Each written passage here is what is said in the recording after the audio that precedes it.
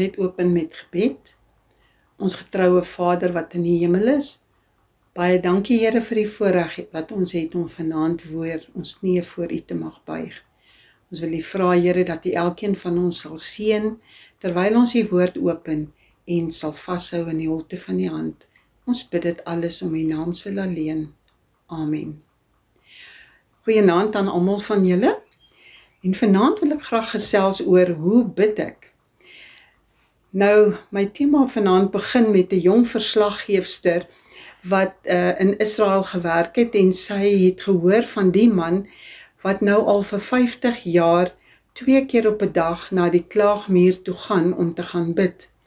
Sy het dit as 'n interessante storie beskou en sy is toe na die muur toe en sy het gesoek en sy het hom toe nou opgespoor en toe sy met hom gesels en hom vra waarvoor hy bid, toe sê hy vir haar, dis nou al vir 50 jaar wat hy bid vir vrede tussen Israel en die Arabiere. En sy vra vir hom toe, hoe voel hy nou na 50 jaar? En hy sê vir haar, soos om vir 50 jaar met 'n muur te praat. Nou moet ek erken dat ek ook al soms gevoel het, asof ek met 'n muur praat.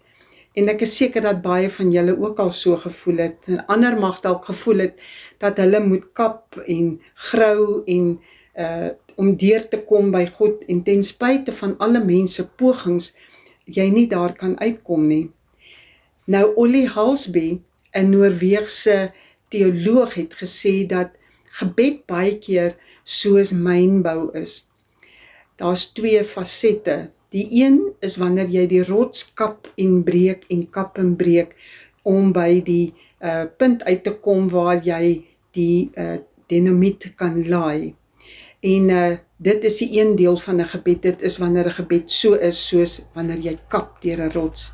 Die ander deel van die gebed is wanneer jy die lont aansteek en die ontploffing plaasvind. Party gebede is soos 'n ontploffing wat plaasvind. En baie keer wil ons hê ons alle gebede moet wees soos daardie lont wat ons aan die brand steek, daardie ontploffing wat plaasvind.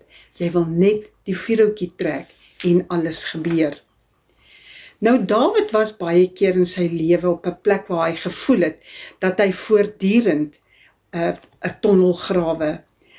En hy wou so graag hê dat sy lewe net tot rus moet kom. Hy wou net die lont aansteek dat alles verby is. En ons moet onthou dat ons maar net kan praat met die God wat ons nooi om te bid, sodat ons kan gebede beantwoord kry. Nou ek wil vanaand vir ons uit Psalm 86 lees en in vers 2 en 3 bid Dawid die volgende. Hy sê, bewaar my siel, want 'n gunsgenoot is ek, U my God, verlos U knegg wat op U vertrou. Wees my genadig, o Here, want ek roep U aan die hele dag deur. Nou die eerste ding wat Dawid hier vra is genade. Ekskuus tog. Hy vra God om hom te hoor en om sy geloof in God te sien en dat hy God na hom toe moet kom, na hom moet kyk. En hy vra dit weer 'n keer in vers 6 en 16 en die wonderlikheid is dat God daar is vir ons 24/7. Ons leef en ons beweeg en ons haal asem net omdat God ons genadig is. Genade kry ons definitief onverdiend. 'n Vrou het een keer voor Napoleon se voete neergeval en by hom gepleit om haar vader wat een of ander oortreding begaan het, wat die doodstraf gekry het, te vergewe en hom te laat gaan. En Napoleon het gesê hy is baie jammer, geregtigheid moet geskied en haar vader moet die doodstraf kry. Toe sê sy vir hom, sy vra nie vir geregtigheid nie, sy vra vir genade. En dit het Napoleon geraak en hy het dit haar geskenk en hy het vir haar gesê, ek skenk die genade as gevolg van jou. Nou Dawid het nie in sy gebede gefokus op sy eie fisiese behoeftes soos veilige reis of gesondheid of welvaart nie. Hy het alles sy geestelike behoeftes in sy gebede voor God se voete geplaas. God se genade stoorkamer is gelukkig onuitputlik. Charles Spurgeon het gesê, God se genade is so groot dat jy eerder die see sal kan dreineer van al die water, of die son van al sy lig kan beroof, of die ruimte kan verklein, as dat jy God se genade sal kan verminder. Die Here wat ons aanbid is baie genadig en hy is altyd gereed en gewillig en in staat om ons swakhede en ons mislukkings te vergewe en weg te maak. Hoe groot of hoe klein, dit maak nie saak nie. Hy weier nooit om ons te hoor nie. Hy weier nooit om ons te ontvang nie. Al is dit ons laagste oomblik in ons lewe. Hy vergewe ons. In Psalm 86 vers 8 staan die volgende: Niemand is soos u onder die gode nie, Here, daar is niks soos u werke nie. Dawid het geweet van al die afgode wat in sy land plaasvind. God is nie die skepping van iemand nie.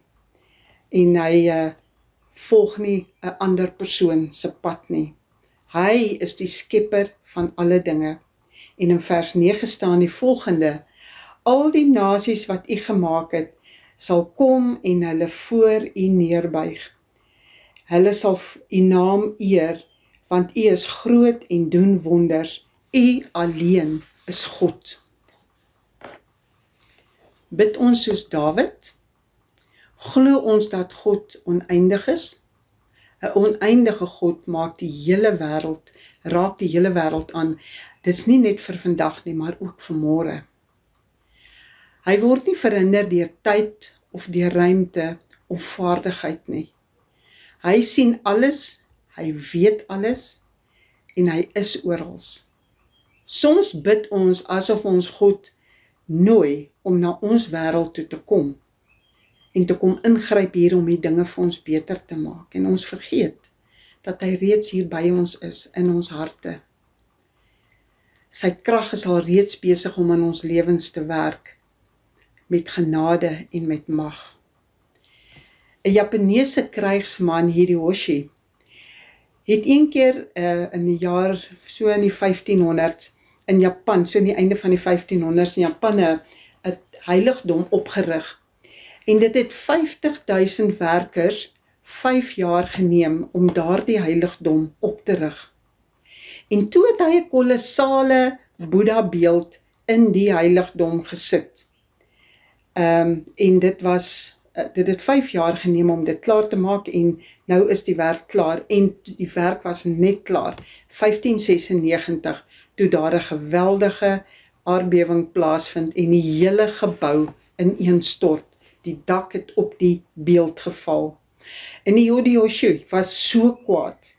Hy het 'n pyl afgeskiet in die gevalle beeld in en hy het uitgeskree: Ek het jou geplaas met groot onkoste en jy kan nie eens jou eie tempel oppas nie.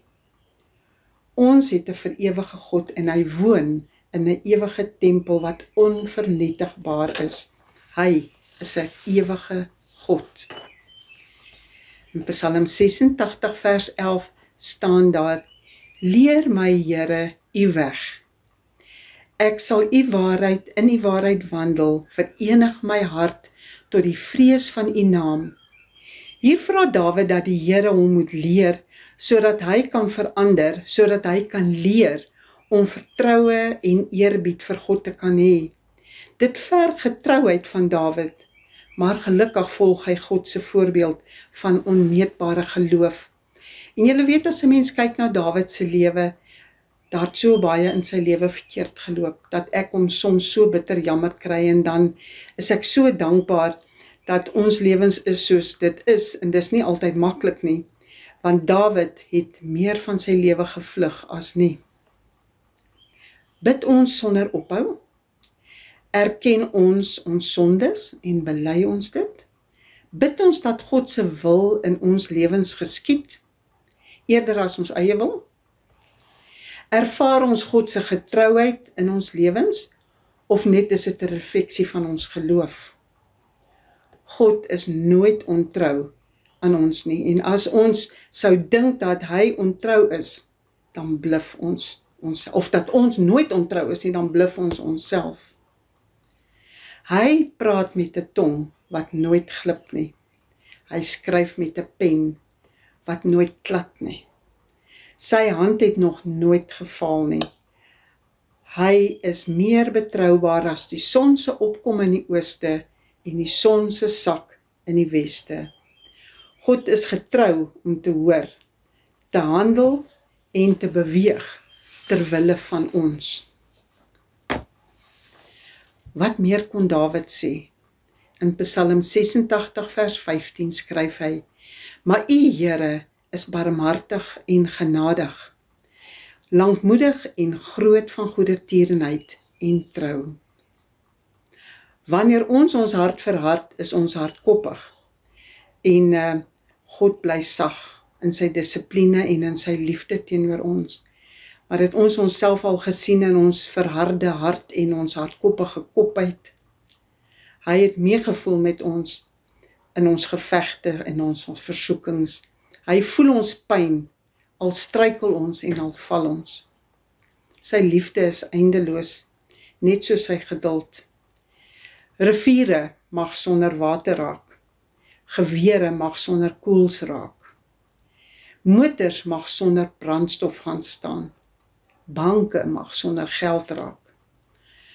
Maar vir God, vir wie ons aanbid, hy sal nooit sonder liefde of genade raak. Sy liefde is eindeloos, net soos sy geduld. Riviere mag sonder water raak. Motors mag sonder brandstof raak. Banke mag sonder geld raak. En gewere mag sonder ammunisie raak. Maar God, vir wie ons aanbid, sal nooit sonder liefde of genade wees nie.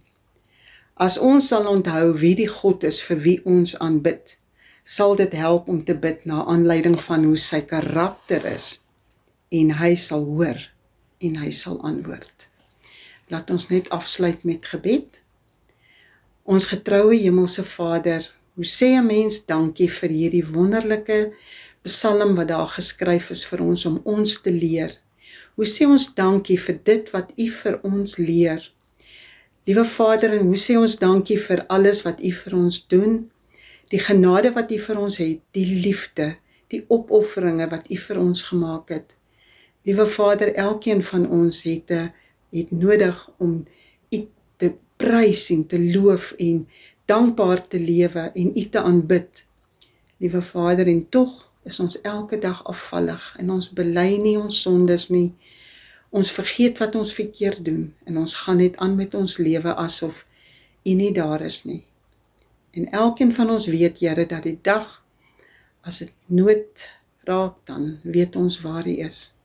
Ons wil U vra, Here, dat ons liewer voor nood al saam met U wandel, sodat dit net 'n formaliteit is die dag, wanneer ons U regtig nodig het. Ons vra, Here, dat U elkeen van ons so sal vashou, dat ons sal by U wil wees. Dit moet wees soos 'n lammetjie, Here, of soos 'n klein hondjie wat net by sy baas wil wees. So moet ons wees, afhanklik van U. Ons bid dat U met ons deur hierdie tyd sal gaan, dat U ons sal vashou in die hand en ons elkeen gereed sal wees die dag, wanneer U ons kom haal, en dat ons sal aanhou om U te loof en prys, en ons knieë voor U te buig en U te loof en prys. Ons bid dit alles om U naams wil alleen. Amen.